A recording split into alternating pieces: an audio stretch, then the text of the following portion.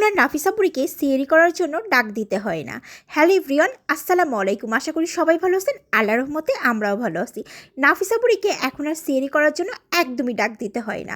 সে একা একাই টাইম মতন ঘুম ভেঙে যায় এবং উঠে ফ্রেশ হয়ে একদম ডিরেক্টলি খাবার টেবিলে চলে আসে।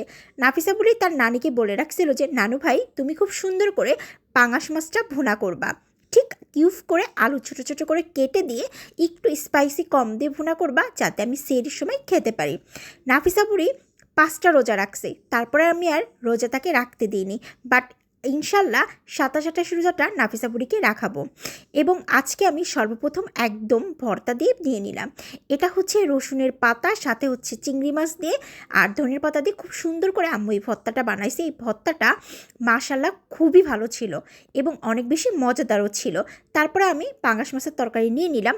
যদিও পাঙাশ মাছটা আমার একদমই পছন্দ না, তারপরেও নিয়ে নিছি যে অল্প একটু খেয়ে দেখি। তারপর সাথে কিন্তু কাঁচামরিচ ভাজাও ছিল, নিলাম। খাওয়া শেষ করেই তারপর আমি গুঁড়ো দুধ দিয়ে ভাত নিয়ে নিলাম। এই গুঁড়ো দুধ দিয়ে ভাত খেতে আমার একদমই ভালো লাগতো না, বাট হঠাৎ কেন জানি না এবার রোজায় আমারও খুব পছন্দের তালিকায় গুঁড়ো দুধ দিয়ে এই ভাত মাখানোটা হয়ে গেছে, দুধ ভাত। এখানে নাফিসা বুড়ির প্রায় খাবার শেষের দিকে, এদিকে আবার মেহজাবিন ঘুম থেকে উঠে ফ্রেশ হয়ে মাত্র খেতে বসলো। অলরেডি আমাদের খাওয়া প্রায় শেষের দিকে। এখানে নাফিসা বুড়ি বলতেছিল অনেক বেশি মজা হয়েছে আজকের তরকারি রান্নাটা, আসলেই খুব মজা ছিল। তারপর আমি খুব সুন্দর করে দুধ দিয়ে ভাত মাখায়ে আমিও খাওয়াটা কমপ্লিট করলাম। এদিকে আবার দুই বোন চলে আসছে, কিছুক্ষণ পরে আজান দেবে, নামাজ পড়বে এবং একটু পরপরই দুজনে গল্প করবে আর পানি খাবে।